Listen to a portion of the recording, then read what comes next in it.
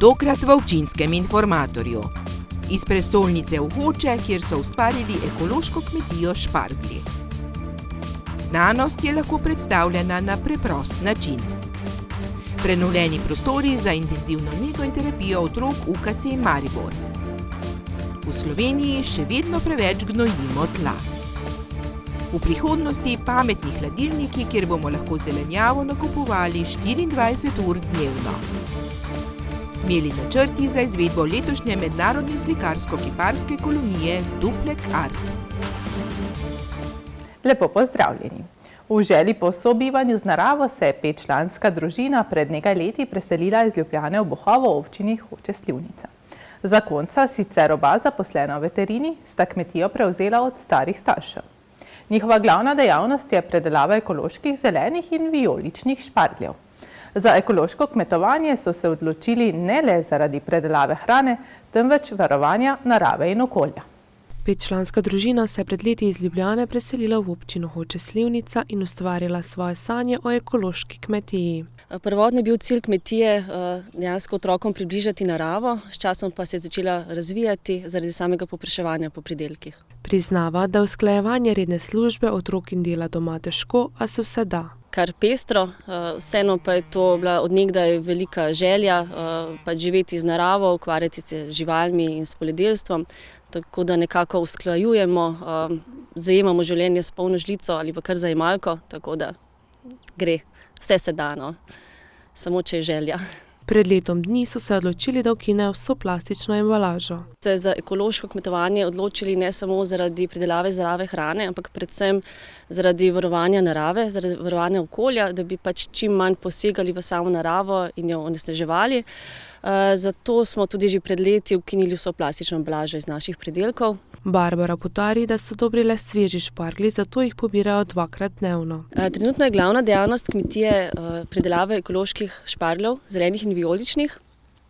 Zdaj v tem času smo opravili prve analize tal, s tem, da smo ugotovili prehranjenost tal z hranilnimi snovmi in pa sam pH.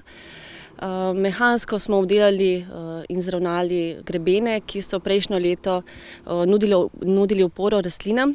S tem smo odstranili tudi ta prvi prelevel in pa razrahljali zemljo nad šparglji, da bodo te lažje izraščali. Sezona špargljev se začne nekje sredi aprila in traja približno 2 meseca. V tem času bomo šparglje pobirali enkrat, mogoče celo 2-krat na dan. Ker so samo sveži šparglji, dobri šparglji, jih v bistvu ne skladiščimo, ampak jih takoj damo v prodajo. Ekološko kmetovanje je omejeno s pripravki. Po 2 mesecih pobiranja moramo pustiti, da se iz poganjkov razvijajo grmičevje. Grmi zrastejo nekje do 2 metra višino. To obdobje grmov je pravzaprav najbolj pomembno, saj v tem času skrbimo, da ne pride do okužb z boleznimi in pa zajedavci.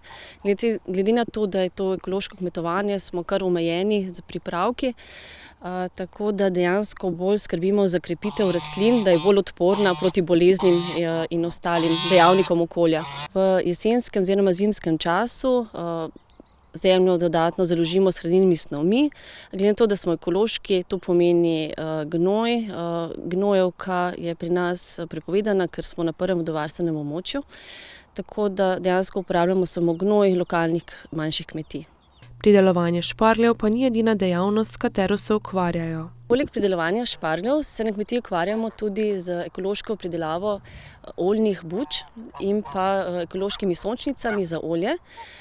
S tem, da smo v letu 2019 in 2020 zasadili tudi 2 manjša ekološka nasada leske in orehov. Zdaj v prihodnje so plani, da bomo začeli tudi s pridelovanjem lastnega ekološkega hladno stiskanega olja.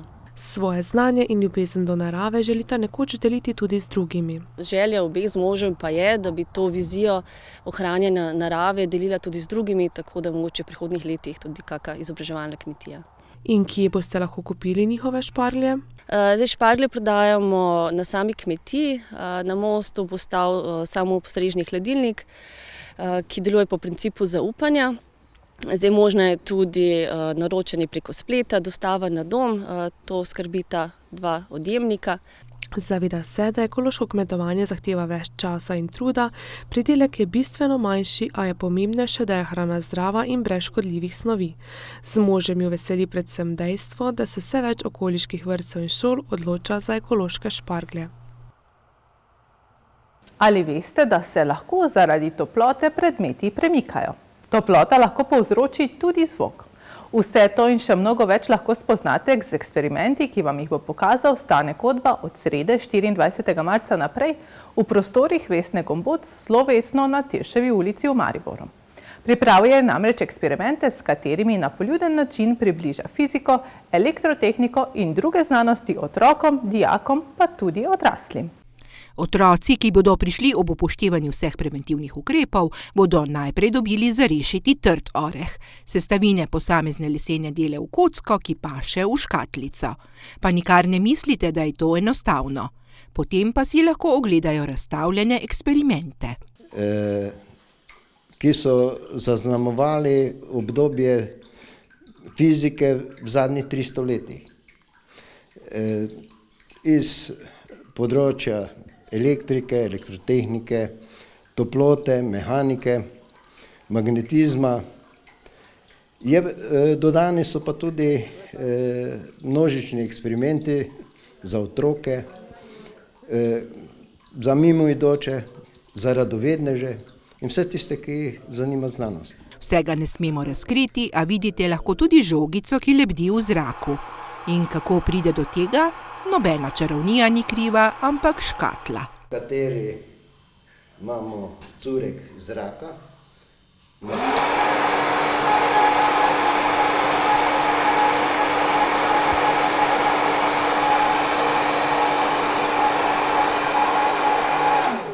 Ki ga pa žogica ne zapusti. Zraven pa je tudi plošča ščepki, ki je namenjena študiju verjetnosti. Pri večjem številu metov, in sicer čim večje je število metov, tem bolj se rezultat bliža ničli. Koliko je dogodkov na eni strani, toliko na drugi strani. Tudi življenje je tako. Nekaj je veselih in nekaj žalostnih dogodkov. V povprečju so pa znosni dogodki. Veste, zakaj se pri slačenju puloverja pokažejo drobne iskre in zakaj imamo naelektrene lase, ko se češemo? Lesa se skratka lahko naelektrijo z 2 vrstama nabojev in tule ta neskončni trak iz izolacijskega materiala je namenjen transportu naboja med tema 2 valjama.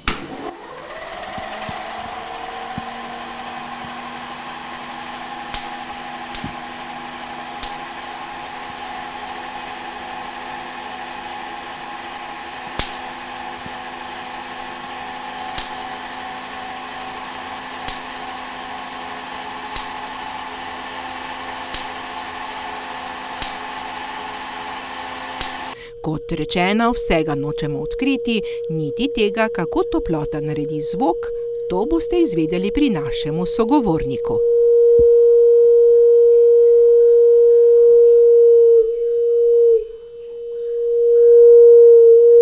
Lahko pa povemo, da bo vse eksperimente rad pokazal gostom. Od srede 24. marca namreč vabijo otroke, učence, dijake, študente in vse druge, ki jih zanima, kako delujejo naprave. Ogledi so na voljo od 10. do 13. ure.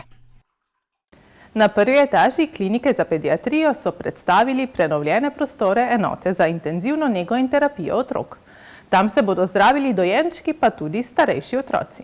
Letno na tem oddelku zdravijo okoli 150 dojenčkov, med njimi so tudi ekstremni nedonošenčki, ki imajo zgolj 400 gramov. V Univerzitetnem kliničnem centru Maribor so predstavili prenovljene prostore enote za intenzivno nego in terapijo otrok. To pomeni, da smo popolnoma prenovili vse prostore, drugič, da smo te prostore tudi kompletno opremili in tretjič, da imamo danes zadosti kvalitetnega kadra, da te otroke tudi uspešno na najvišjem možnem nivoju zdravimo. Na omenjeni enoti se zdravijo dojenčki, pa tudi starejši otroci. Če govorimo o tem, kakšni otroci se tukaj zdravijo, seveda so zelo pomembni dojenčki, približno 150 na leto, od tega približno 2/3 nedonošenčkov. Govorimo o otrocih, ki so težki 400-500 gramov in se za njih borimo z vsemi močmi in to z velikimi uspehi. Sedaj bodo ti rezultati kvečjemu še boljši. Potem pa so tukaj seveda številni drugi otroci, ki potrebujejo intenzivno terapijo, tisti, ki potrebujejo zelo težke operacije in so bolani za boleznimi, ki pravzaprav komaj da omogočajo življenje. V Sloveniji sta le 2 tovrstni enoti za intenzivno terapijo. Oprema, ki je sigurno najboljša, vrhunska oprema, ki smo jo dobili in bo omogočala preživetje tudi takrat, ko že skoraj vsi obupamo in ko mislimo, saj je to nemogoče izvesti. In še nekaj je zelo pomembno, v Sloveniji sta samo 2 takšni enoti za intenzivno terapijo. Pravzaprav je naša ena celostna, ker obravnava otroka od rojstva, tistega rojstva daleč pred terminom in do 19. leta. Poleg prenove so se tudi kadrovsko okrepili, pridobili so 2 nova zdravnika. Pridobili bomo 5 novih mest za najtežje bolne novorojenčke in nedonošenčke. Ob tem smo pridobili še novo sobo za izolacijo s podtlakom in nadtlakom za imunokompromitirane paciente in tiste z hudo nalezljivimi boleznimi. Želijo si, da bi se širitve tako prostorsko kot kadrovsko nadaljevale. V prihodnosti pa si želimo še pediatrični del povečati za 3 postelje, kar bi na to pomenilo 24 postelj intenzivne terapije in nege za severovzhodno Slovenijo, pa ne samo za severovzhodno Slovenijo, tudi za celotno Slovenijo, saj se vključujemo tudi, kot je že dr. Dolinšek povedal, v nacionalne transporte. Prenova je bila težka 1,2 milijona evrov, v celoti je bila krita s strani države. Tega približno 600 000 za prostorsko ureditev in približno 600 000 za opremo. Govorimo še enkrat o vrhunski opremi, ki zagotavlja vso možno terapijo za naše otroke. Potem, ko se zadnje leto vrti okoli koronavirusa, so takšne pozitivne zgodbe zagotovo več kot dobrodošle. V UKC Maribor si prizadevajo za nadgradnjo pediatrične klinike, da bi omogočili več prostora tudi ostalim mladim bolnikom.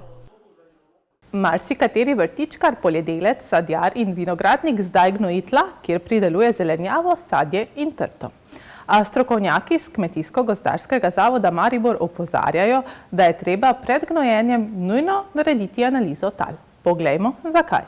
Vodja laboratorijev na Mariborskem Kmetijsko-gozdarskem zavodu poudarja, da je pred gnojenjem nujna analiza tal. Predpogoj za to, da pridelamo zdravo in pa okolju prijazno hrano, je to, da mi poznamo, kakšne tla uporabljamo za pridelavo te hrane. Najpomembnejše je, da v času po spravilu pridelka in pa predno gnojimo ali predno sejemo ali kakorkoli, poznamo, kakšna so tla, kakšna je sestava hranil v tleh, koliko je teh hranil in se temu primerno tudi odzovemo glede na to, koliko bomo dodali gnojila, da bomo pridelali zdravo in varno hrano. Najpomembnejše pri tem je, da tudi mali pridelovalci, vrtičkarji so po eni strani lahko rečemo onesnaževalci okolja, ravno iz tega namena, zaradi tega, ker gnojijo na pamet, ali pa se glede na to, da so pač nekako srčno vezani na to okolje, okoli svojega doma, tudi dodajajo nekaj več, kot je potrebno. Da se je treba izogniti gnojenju na pamet, meni tudi specialisti službe za vinogradništvo. Ko pridelujete hrano na svojem vrtu, na svoji hišnici, potrebujete recept za to, prvič, da znate, drugič pa, da imate osnovne pogoje, da nimate, bom rekel, samo dobrega občutka, ko pridelujete to dobro hrano. Namreč recept pomeni, da vse enkrat v življenju naredite, bom rekel, tudi na svojem vrtu eno dobro kemično izotal in tudi dobro teksturo tal. In ko imate enkrat tole, potem imate izhodišče, pravzaprav, da lahko vsej približno se približujete tisti optimalni prehrani, ki je potem pomembna za dobro hrano. Skrb za hrano se začne pri skrbi za zemljo s kolobarjenjem in gnojenjem. Pušenjakova opozarja, da vrtičkarji preveč gnojijo. Verjamte mi, 99% gnojil, analiz, ki jih jaz dobim z vrtov, je vse pregnojeno. Nepregnojenost je pa vedno bolj težava, zato ker že dve stvari sta. Ena stvar je, če rastline imajo enega hranila preveč, potem drugega slabše sprejemajo. To pomeni, da ni samo vse skupaj, da niso tudi rastline prehranjene, tako kot smo recimo mi ali pa otroci, ampak v bistvu so napačno hranjene, napačno, bom rekla, ozko usmerjeno prehranjene, to pa absolutno pol vpliva tudi na njihovo odpornost, ne. Ob tem pa lahko tiste sadjarje, ki še niso posadili sadik sadnega drevja, opomnimo, da je zdaj zadnji čas. In da se pripravijo potem na novo sezono. Seveda pa je sajenje povezano tudi z preteklimi pripravami, saj moramo predhodno si pripraviti tako načrt nasada, da se odločimo, kakšne sadne vrste, katere sorte in pa na kakšnih podlagah bomo posadili. Seveda, ko se lotimo sajenja, moramo najprej pripraviti zemljišče, kar je izredno pomembno, saj je sadno drevje trajna kultura in bo na tistem mestu ostalo najmanj 10, 20 ali celo več let. Če torej povzamemo besede vseh strokovnjakov, velja, da se dela v vrtovih, na poljih, v sadovnjakih in vinogradih ne upravlja na pamet. V Mariboru v zadrugi Dobrina trenutno testirajo prav posebne hladilne naprave. Projekt Pametna tržnica sta razvili dve podjetji in pravzaprav predstavlja samopostrežni kiosk z avtomatiziranim nabavno-prodajnim procesom svežega sadja in zelenjave 24 ur dnevno. V prihodnosti lahko pričakujemo pametne hladilnike, kjer bomo lahko zelenjavo in sadje nakupovali 24 ur dnevno.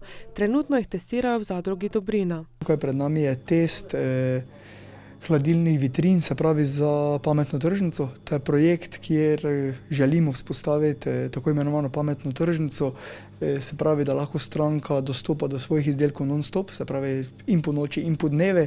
Projekt je zasnoval gospod Lunežnik in prekom gospoda Lunežnika, se pravi, smo tudi mi partner v tem projektu, nekako glih v tej smeri, da smo jim pomagali pri samem razvoju omar, predvsem z praktičnimi primeri, ne vem, kaj vse je potrebno, za kaj vse je potrebno skrbeti.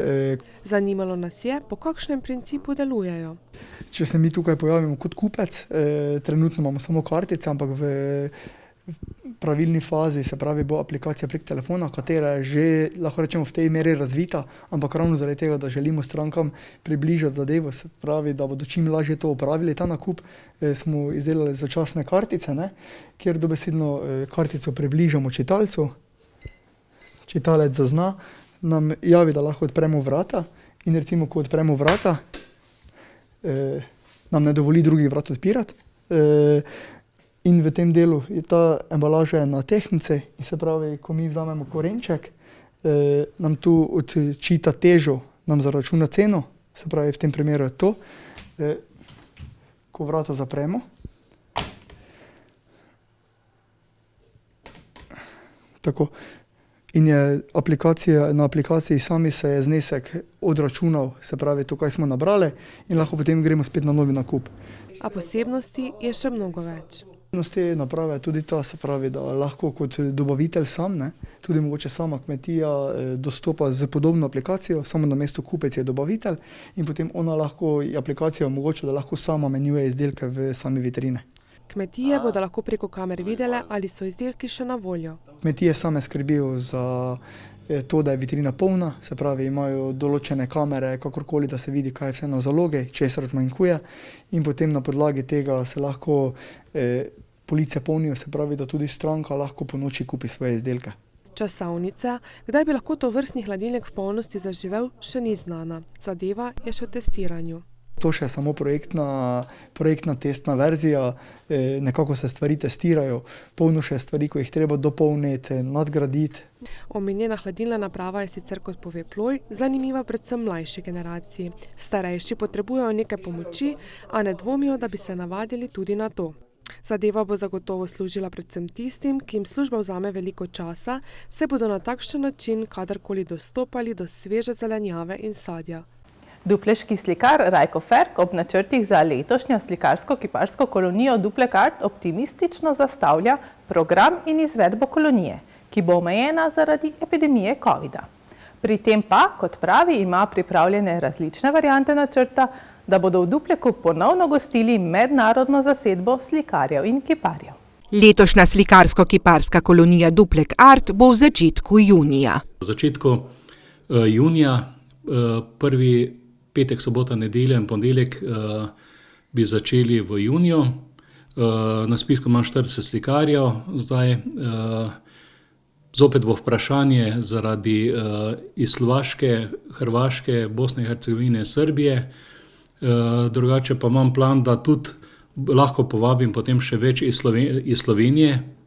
Imam pa praktično pokrito celo Slovenijo, iz vseh pokrajin pridejo slikarji, da tisti, ki mogoče v prvem planu niso bili, zaradi tega omejeno število imam za 40 ljudi, bom pač potem nadomestil s temi.